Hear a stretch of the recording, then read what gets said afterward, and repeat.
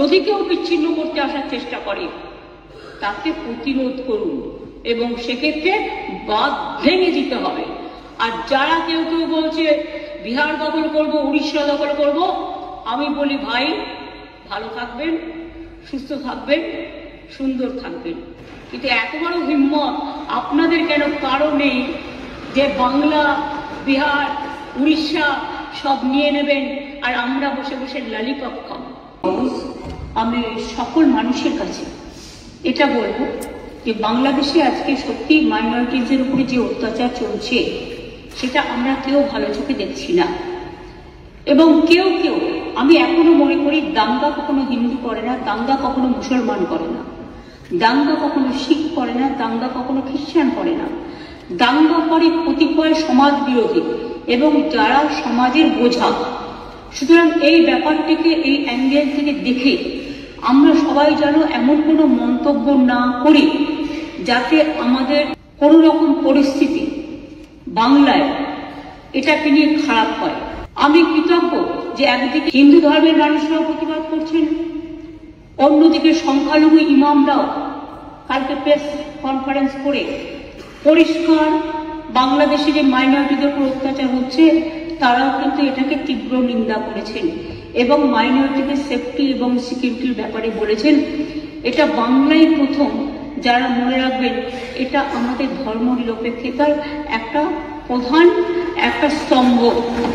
এবং আমি সকলকে এই জন্য অভিনন্দন জানাচ্ছি।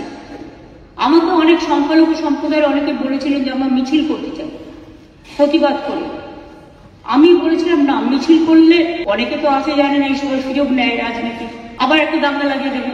আমি দাঙ্গাতে চাই না, আমরা দাঙ্গা চাই না, শান্তি চাই। একটা হিন্দুর গায়ে যে রক্ত আছে, একটা মুসলিমের গায়ে সে রক্ত আছে, একটা ভাইয়ের গায়ে যে রক্ত আছে, একটা বোনের গায়ে সে রক্ত আছে।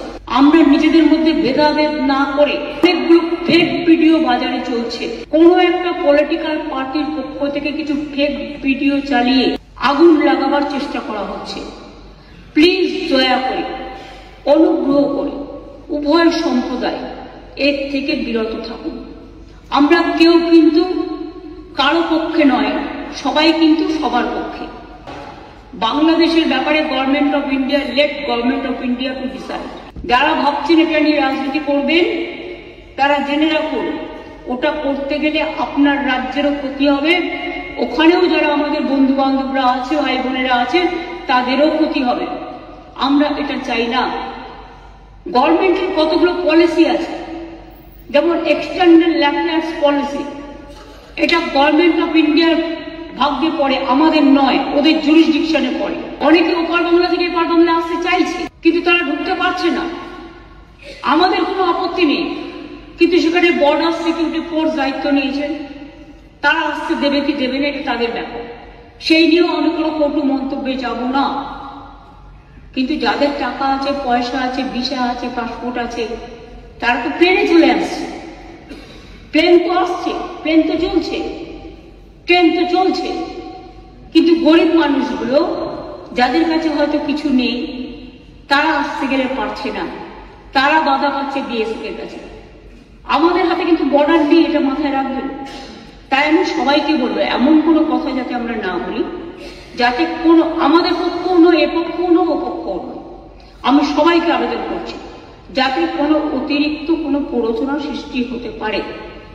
আমি যতদূর জানি কালকে ফরেন সেক্রেটারি যাবেন বাংলাদেশে, আজকেই যাচ্ছেন, কালকে ওদের মিটিং আছে। সুতরাং let them decide. External affairs এর ব্যাপারে উই নেভার ইন্টারফেয়ার। আমাদের দলের পলিসি হচ্ছে এবং আমাদের সরকারেরও, আমরা সবসময় এই ব্যাপারে গভর্নমেন্ট অফ ইন্ডিয়া যে গাইডলাইন্স দেয়, এক্সটার্নাল অ্যাফেয়ার্স যে গাইডলাইন্স দেয়, এটা কিন্তু আমরা মেনে চলি। এই জন্মভূমিকে আপনারা প্রতিপালন করেছেন, জন্মেছেন এই মাটিতে, এই মাটিটাকে সমৃদ্ধ করুন, ভালোবাসুন এবং যদি কেউ বিচ্ছিন্ন করতে আসার চেষ্টা করে তাকে প্রতিরোধ করুন এবং সেক্ষেত্রে বাঁধ ভেঙে দিতে হবে। আর যারা কেউ কেউ বলছে বিহার দখল করব, উড়িষ্যা দখল করব, আমি বলি ভাই ভালো থাকবেন, সুস্থ থাকবেন, সুন্দর থাকবেন। কিন্তু এত বড় হিম্মত আপনাদের কেন কারো নেই যে বাংলা, বিহার, উড়িষ্যা সব নিয়ে নেবেন আর আমরা বসে বসে লালিপপ খাবো? এটা ভাববার কোনো কারণ নেই। আমরা যথেষ্ট সচেতন নাগরিক এবং আমরা যথেষ্ট সক্রিয়, কিন্তু আমরা ধৈর্যের পরীক্ষা দিই। তার কারণ এটা আমরা রবীন্দ্রনাথ ঠাকুরের কাছে শিখেছি। যিনি গেছেন ক্যাবিনেট সেক্রেটারি, আমরা আশা করি তার দৌত্য সফল হোক, শান্তি ফিরে আসুক। বাংলাদেশের রাজনীতির সাথে আমাদের রাজনীতির সম্পর্ক নেই। ওরা কে কি রাজনীতি করবে সে নিয়ে আমরা কোনো কথা বলতে চাই না, কিন্তু আমাদের দেশের যে ধর্ম নিরপেক্ষতা, যে গণতন্ত্র, যে সংবিধান, আমরা যেন সেটাকে মেনে চলি। আমরা যেন অন্য কোনো উস্কানিতে আমরা যেন কোনো উস্কানি না দিই, এটুকুই আমার